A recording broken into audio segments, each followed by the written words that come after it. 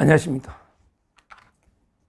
민노총이 그 가장 핵심 노조, 현대차 노조가 이 시점에 또 이제 그 파업을 예고했습니다. 지금 이렇게 그 국가 경제가 대위기에 처할 정도로 힘들고요. 지금 관세가요, 15가 아니더만 아직 행정명령이 완전히 합의가 돼야 15로 주는 거예요. 15도계 치명타지만 아직은 25에 25.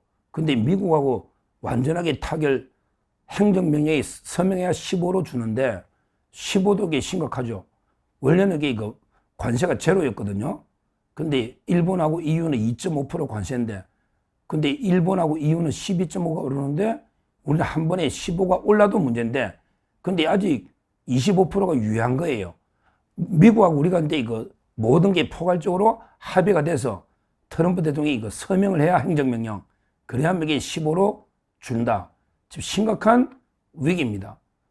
거의 문 닫아야 되는 이 정도의 위기에 현대차가 파업을 예고했다. 그래서 제가 이게 민노총이 죽어야 나라가 산다. 근데 민노총의 핵심 노조 중에 하나가 현대차다. 정말 이게 그러면 현대차가 죽어야 나라가 삽니다. 그러나 현대차 국내 공장 문 닫으라니까 이 자들이 한 7만 명 되거든요. 문 닫으라고. 이 7만 명 없어도 돼. 우리나라에 오히려 이게 나라를 무너뜨리는 암세포들입니다. 이 7만 명이 나라를 완전히 무너뜨리는 거예요. 왜? 말도 안 되는 게 조건으로 파업을 하다 보면 그러면 이게 다른 기업들도 따라갈 거 아닙니까? 선도하는 게 있단 말이야. 따라가다 보면 이게 다 제조업이 무너지는 거예요. 그러니까 차라리 이 7만 명 없어도 나라 아무 문제 없습니다. 지금 이게 이 공장이 남는 게 아니에요. 이익이 나는 공장이 아닙니다. 그냥 어쩔 수 없이 울며 겨자 먹기로 노조가 있으니 그냥 굴리는 거예요. 진짜 이게 이익이 나는 것도 아니고 아무 의미 없는 걸 노조들에게 밥그릇 챙겨준다는 눈치 때문에 어쩔 수 없이 울며 겨자 먹기로 돌리는 이런 게 공장입니다. 이거를 어떻게든 문 닫는 게 제일 좋습니다. 그 파업 조건을 보니까 황당합니다. 요거는 좀 이따 보고요. 그러기 또 어제예요. 어제 정의선 회장이 갔잖아요.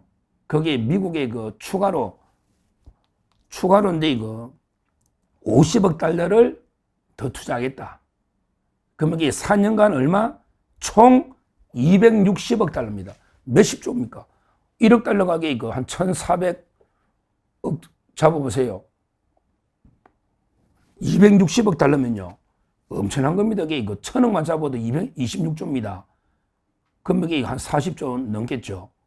엄청난 걸 이게 4년간 미국에 260억 달러를 투자한다. 그래서 어제 가서 어떻게든 또 트럼프 맞춰야 되니까 50억 달러를 추가 투자한다. GM하고 또 손잡고 5가지 차를 개발한다.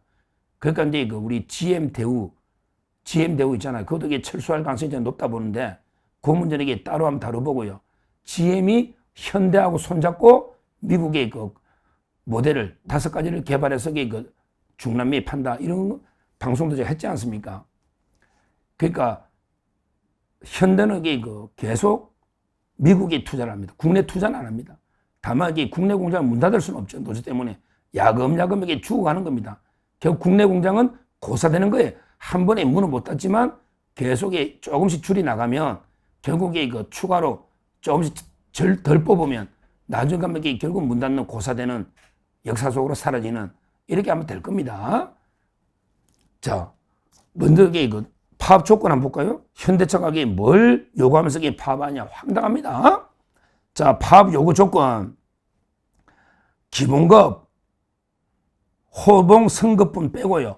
호봉이 자동적으로 올라가니까 기본급이 또 올라가잖아. 몇십만 원. 호봉이 자동적으로 성급되는 거 빼고 전체 호봉에 대해서 기본급을 14만 1,300원 올리라. 근데 기본급은 월급 중에 얼마 안 되거든요. 수당이 훨씬 많잖아요. 그러게 기본급이 또 호봉이 올라가는 게 있어요. 그거 빼고 그냥 원래 기본급이 14만 1,300원씩 올리라. 거기다가 정년을요, 지금 60살이거든요. 근데 64살로 늘리라. 4년을 늘리라. 그럼 이게 그 젊은 20, 30대는 어떻게 일하지 마라 이거지. 우리가 4년 더 할 테니까. 야, 옛날에 보통 일반 사무직은 뭐 4, 5정, 45세가 정해이다. 5, 6도 56세까지 일하면 도둑놈이다. 이랬는데 자기들은 생산직 64세까지 늘리라. 지금 60인데. 그 다음에 또 노네? 주 4.5일제를 도입해라. 이거는 금융노조하고 똑같잖아. 저 금융노조 파업하는. 이런데 말도 안 되는 욕을 하고 있고요. 더 황당한 게요. 이겁니다. 작년에 순이익의 30%를 성과급 달라. 작년 현대차 순이익의 30%, 3분의 1을 성과급 달라. 그럼 이게 얼마다? 4조입니다. 작년에 그 12조를 이익을 냈으면 4조를 달라. 근데 7만 명이잖아. 그럼 이게 1인당 얼마 달라? 1인당 6천만 원씩 달라. 귀족도 이런 귀족 봤습니까? 1인당 성과급을 6천만 원씩 달라. 근데요, 이 자들이 월급이 얼마냐? 와, 참 이게 그 평균 연봉 현대차 1억 2,400만 원. 금융노조하고 똑같네? 금융노조는 1억 2,700인데, 야, 금융노조 은행 그 월급 많은 은행하고 똑같네. 현대차 노조. 와, 1억 2,400만 한 달에 1,000만 원씩 다 넘네.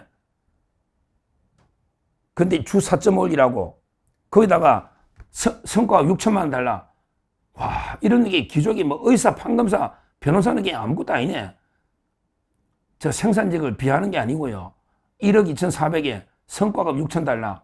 주 4.5일이라고. 정년 64세에 달라. 이런 게 신의 직장, 이런 직장이 있습니까? 그럼 이게 이자들이 뭐 일을 잘해가지고 이익을 냈습니까? 야, 현대차 노조. 너가 잘해서 현대차가 이익 냈냐? 현대차가 한국에서 이익을 냈냐?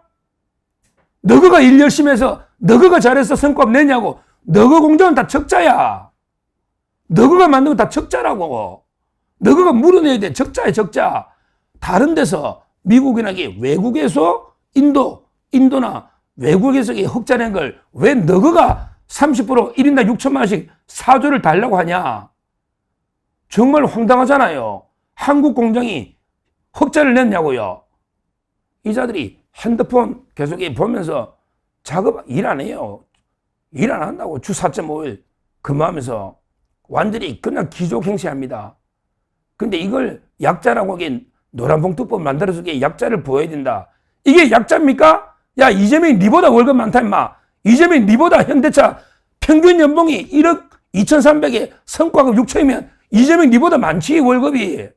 그러면 있겠냐? 일하는 게 얼마 되냐? 뭐 이재명 니도 일하는 게 없지만 뭐 다 없지 일하는 거야. 할 때 이거 심각합니다. 이런데 이렇게 파업하면요, 도저히 그 하청업체들이나 비정규직부터 그 자영업자들 그 주위에 완전히 뭐 그냥 무심코 든지 돌멩이 개구리 맞아 죽듯이 다 죽거든요. 이자들에게 또 파업을 해도 나중에 야, 파업 때 일 안 해도 월급 다 보전해줘 이럽니다. 그러게 불법 파업에도 손해배상 청구하지 마 이래요. 이런 상태에서 누가 우리나라에 공장 짓고 공장 하겠습니까? 옛날에 지나니까 애물단지를 없앨 수가 없으니까 유지하잖아요.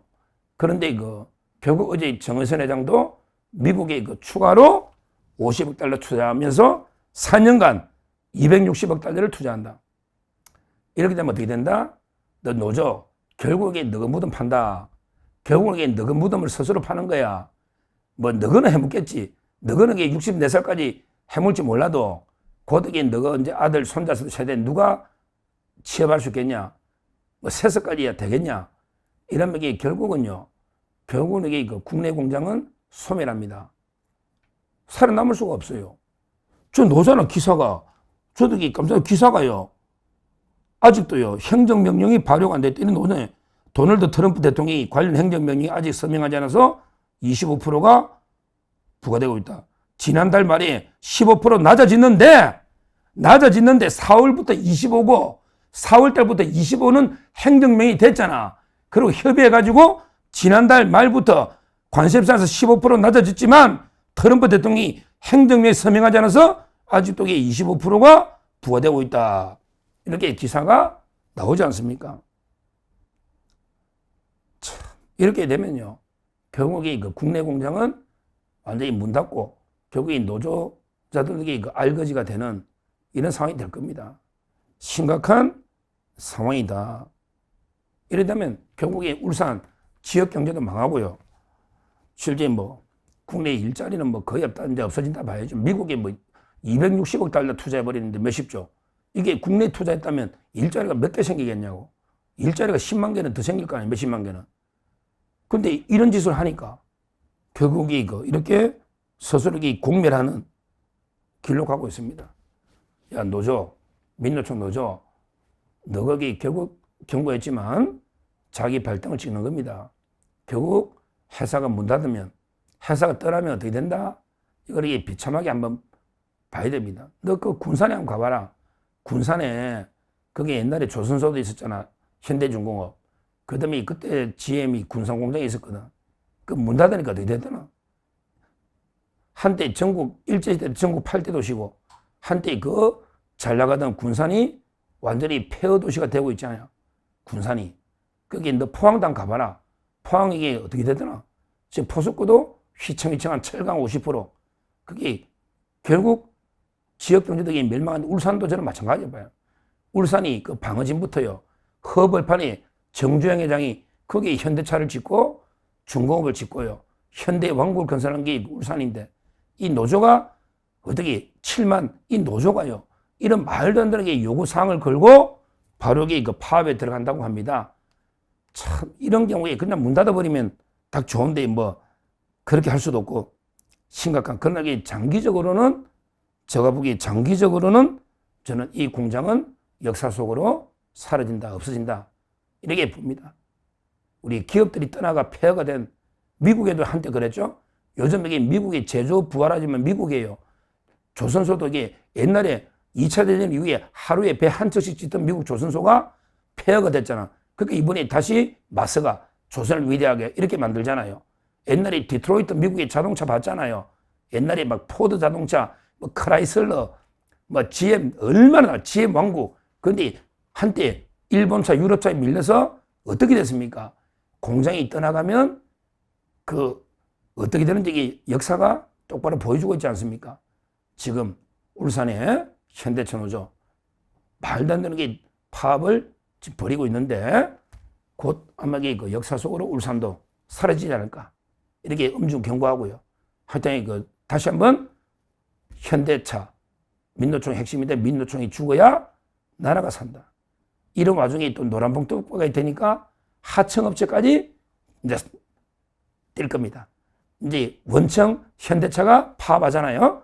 그러면 거기에 또 수백 개 하청업체들이 야 정의선 와라 우리도 하자 우리도 똑같이 좀 하자 야 사람 차별하냐 우리 없으면 공장 돌아가냐 우리도 하자 이렇게 노란봉투법으로 하청업체들이 수백 개가 정의선 회장하고 직접 교섭하자 원청 이렇게 놓을 겁니다.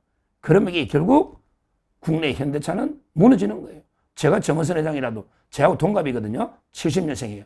제가 정의선 회장이라도 당연히 기지를 미국, 그 다음에 인도, 중국도 좀 힘들거든요. 중국은 아주 악조건이에요.